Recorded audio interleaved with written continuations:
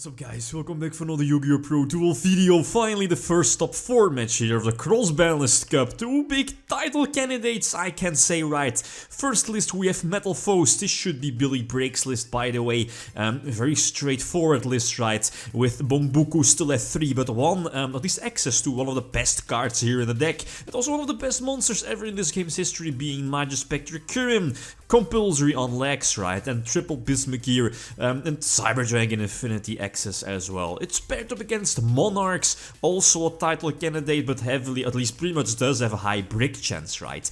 Extra deck based Monarchs as you see here. So which deck has the advantage? Kinda iffy. I feel it's pretty much 50-50. Monarchs do have a big, maybe higher ceiling. Stormfort at 3 is such a big threat, especially against something like Majespecter matchups where Kirin is most of the time heavily favored or a big threat against the opponent decks. Now it's not really that situation against Stormfort is basically an easy out. So going first will be very crucial, but then again, let's say Monarchs does have a higher brick chance compared to Metalfoes, right? So game number 1, this was definitely a good match, but a couple of mistakes on my part. You will see it in a couple of moments. So going first, immediately, well, this is a delicious hand, right? I pretty much already have won the duel. That's how it went with extra deck Monarchs, right? Especially with the extra deck variant, opening with Brilliant Fusion, Aether, right? Stormfort set, I believe, and having a full powered, loaded or fully loaded graveyard, giving you full access to multiple rank 5 Exceed plays. He does go for Eccentric Archfiend. He probably should have, popped the domain, I guess, but doesn't really matter in the long run. Again, he is under Stormfort. Stormfort dropping a triple Aether.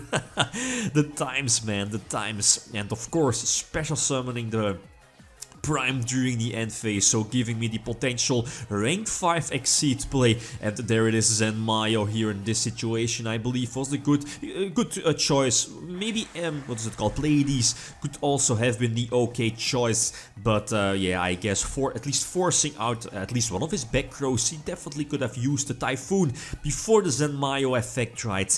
But again, didn't really matter that much. So game number 2, the opponent starts off with a very solid opening end. Immediately normal summoning Bombuku to search out Kirin, and that's, well, I guess it's fine seeing my opening end. I do open with, what is it called? Tenacity. Tenacity searching out, or indirectly searching out the Stormfort, Monarch Stormfort. Obviously I'm going to search out Pantheism, but yeah, hard drawing Stormfort always helps, right? So searching out or getting to domain eventually, return as well.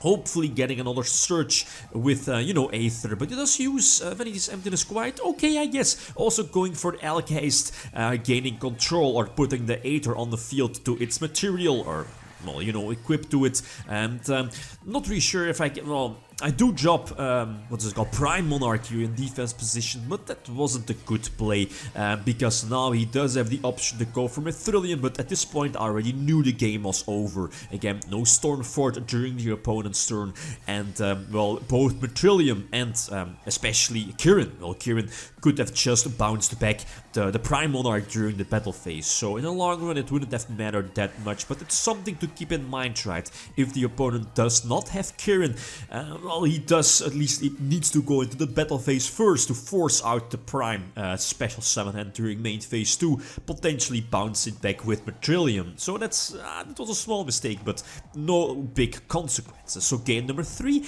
I again get to start, no brick, but opening with Kuras like half of the time. That's how it goes. It's all good, still having the Aether back to my hand. I went for the Stormfort again.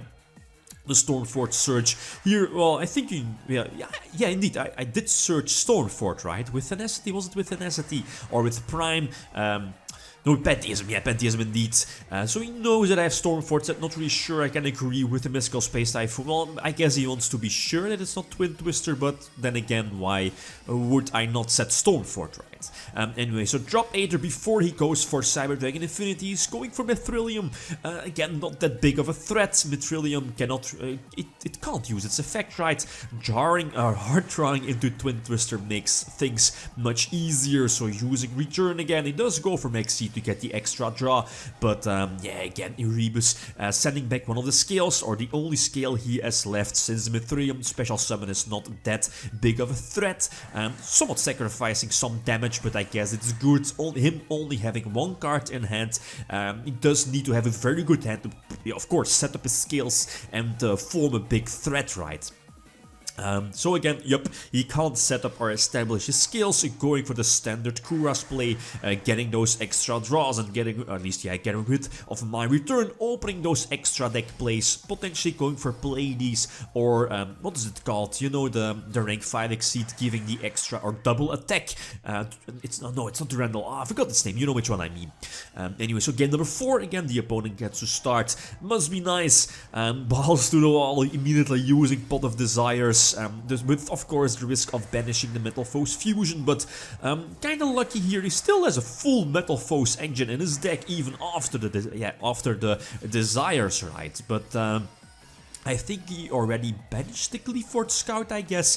It's all good, he's going to enter with Oriholic, and Oriholic is something that I personally underestimated as well, but here I still had like a chance, maybe a rank 5 exceed play with Brilliant Fusion and Instant Fusion, I guess, but nope, Mystical Space Typhoon, and he drew off of the what is it called? The Metalfoes fusion, indeed. Well, they must locks up the duel, right? No tribute, that's how it goes. The biggest brick, right, with this particular deck. The Monarchs, solid deck, but it has one big weakness, and that's breaking.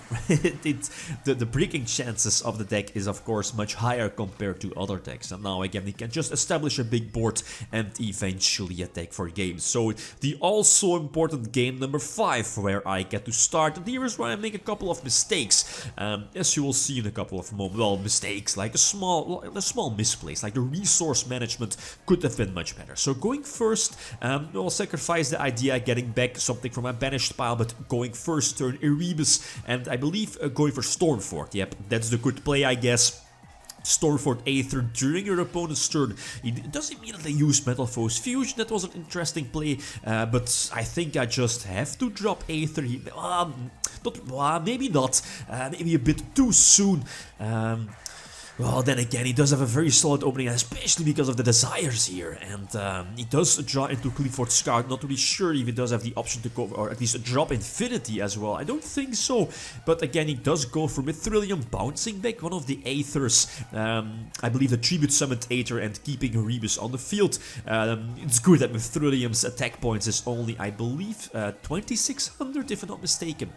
Anyway, so drop Stormfort, since I do have an option to get back another Stormfort from my banished pile with the idea, and he does go for L-Case, that's all good, but yeah, I'm not going to tribute summon the Aether that I just revealed with Domain, but you know, just dropping the other Aether, which has been, or at least which is still level 8, right? So dropping Erebus, get in some damage, but again, making sure that I can use both, well, mainly a Stormfort during my opponent's turn, again, very, very important with Aether in hand, and the Prime Monarch as well. As you know, there's like the small interaction between both, like a Prime in your graveyard, targeting 2 cards, 2 Monarch spell and traps, to send them back to the deck, and then use the Prime on your side of the field. The trap card, the trap set of, well, you know, well, yeah, Prime of course only banishes one, but you know which combo I mean, right? The Prime on your side of the field, targeting 2 cards, and then use the Prime in your graveyard to banish one of them.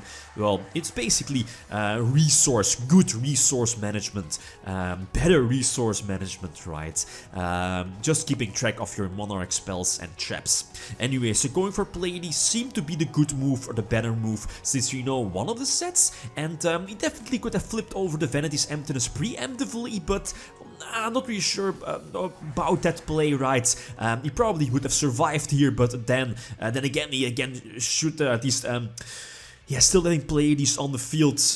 Mexi in hand, and I'm not really sure if he has like a fully loaded extra deck with Metalfoes cards, so I don't think it would have mattered that much. But yeah, I think Monarchs definitely deserved the win here, even though some small errors on my part. But I think, again, a well-deserved win for Monarchs. So Monarchs move on here. Again, very, very solid, and yeah. Again, Metalfoes is still in the tournament, but as mentioned before, it will just take on Shaddolls or Invoked. But again, for the next matchup, we have the another deck here in the top 4, and that's Chaos. Well, Dragon Chaos, Chaos Dragons, right, paired up against Dante / Burning Abyss / PK Fire. So like always, feel free to leave your predictions for that matchup. Okay, guys, that's it. Thanks for watching, and feel free to leave a comment or a like if you enjoyed the video. GlitchxCity out. Peace.